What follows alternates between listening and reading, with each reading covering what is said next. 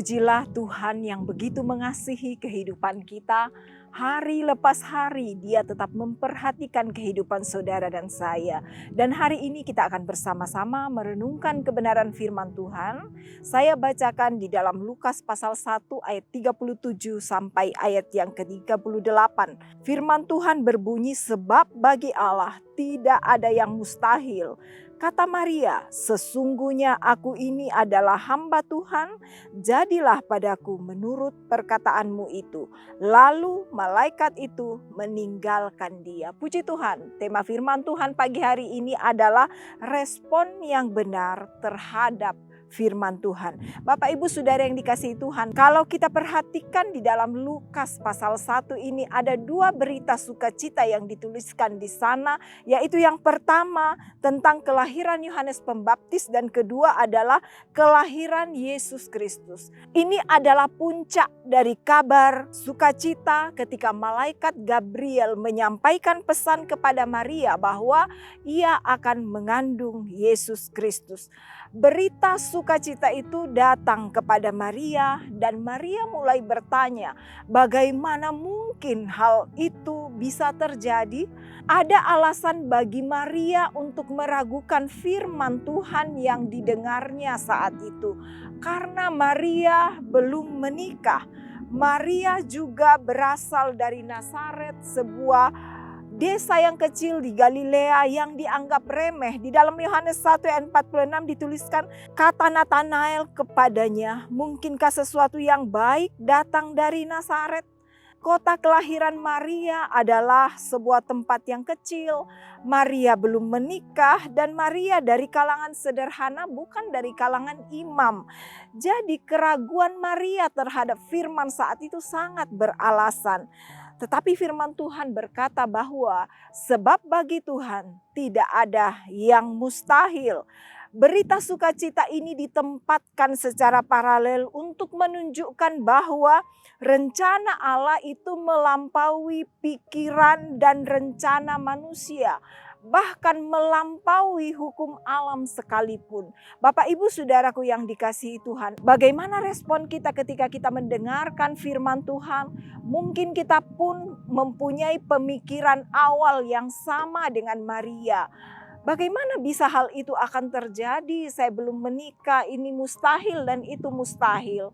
Tetapi di dalam beribu macam alasan di pikiran Maria, dia mulai menundukkan dirinya kepada Tuhan dan berkata, sesungguhnya aku ini hamba Tuhan, jadilah padaku menurut perkataanmu itu. Maria menerima firman Allah secara total, tanpa syarat, meskipun konsekuensinya sangat berat. Iman sejati di dalam kehidupan orang Kristen bukan hanya sekedar mengiyakan, tetapi dibutuhkan penyerahan total, penyerahan sepenuhnya kepada Allah, dibutuhkan ketaatan sepenuhnya kepada Tuhan. Kita akan melihat bagaimana respon Sakaria ketika dia mendengar firman tentang kelahiran Yohanes Pembaptis. Saat itu respon Sakaria adalah dia tidak percaya kepada firman yang disampaikan oleh Tuhan. Di dalam Lukas pasal 1 ayat 20 dikatakan, sesungguhnya engkau akan menjadi bisu dan tidak dapat berkata-kata sampai kepada hari di mana semuanya itu terjadi, karena engkau tidak percaya akan perkataanku yang akan nyata kebenaran pada waktunya.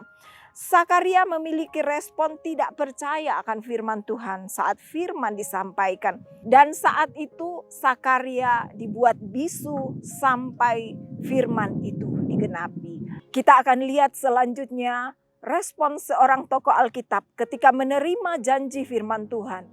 Yaitu Sarah ketika firman Tuhan datang kepadanya.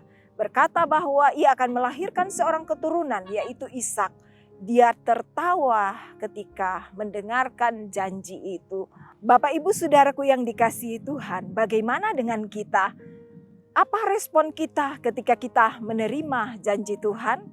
Biarlah dalam perjalanan kehidupan kita minta Tuhan menambahkan iman percaya kita. Agar ketika kita menerima berita sukacita, ketika kita menerima janji kebenaran firman Tuhan, kita boleh berespon seperti Maria bahwa sebab aku ini hamba Tuhan, jadilah padaku menurut firman yang disampaikan kepadaku. Meskipun kadang-kadang kita harus menanti dengan sabar proses untuk menerima janji itu. Dan banyak konsekuensi yang harus kita terima.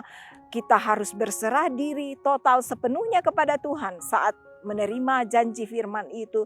Kita harus taat, kita harus ikut waktu Tuhan yang terbaik. Tapi percayalah, kuasa Tuhan itu tetap sempurna, sanggup menolong kehidupan kita. Apapun yang sedang kita hadapi hari ini mungkin terlalu mustahil bagi kita. Tetapi firman ini kembali mengingatkan kehidupan kita. Dikatakan bahwa sebab bagi Allah tidak ada yang mustahil. Mari kita miliki iman, memiliki penyerahan total kepada Tuhan. Kita percaya bahwa ketika Tuhan yang bekerja, Dia bekerja dengan sempurna. Ketika Tuhan yang berencana, Dia merancangkan yang terbaik untuk kehidupan kita semua. Puji Tuhan, mari hidup di dalam janji Allah setiap hari. Mari berespon yang benar terhadap firman Tuhan agar kita mengalami hari-hari yang baik. Kita mengalami janji itu terjadi di dalam kehidupan kita. Puji Tuhan, mari kita berdoa. Terima kasih Tuhan Yesus untuk hari ini. Kami terima janji-Mu setiap hari. Biarlah firman itu digenapi di dalam kehidupan kami. Tambahkan iman kami Tuhan untuk terus mempercayai Engkau. Untuk terus memandang kepadamu. Berespon yang benar terhadap firman Tuhan. Berespon yang baik terhadap rencana Allah dalam kehidupan kami. Apapun yang kami hadapi hari ini mungkin terlalu mustahil untuk diselesaikan. Tapi Tuhan, kami mau percaya kepada janji-Mu bahwa sebab bagi Allah tidak ada yang mustahil. Terima kasih untuk semua yang terbaik yang Tuhan sudah sediakan bagi kami. Berkati sidang jemaat-Mu, apapun yang mereka kerjakan hari ini, Tuhan memberkati. Yang sakit Tuhan sembuhkan, yang lemah Tuhan kuatkan, yang dalam pergumulan hidup diberi jalan keluar oleh Allah. Terima kasih Tuhan, ini hidup kami mau berserah sepenuhnya hanya kepadamu. Kami jalani hari-hari di hidup kami di dalam nama Tuhan Yesus Kristus. Haleluya. Amin.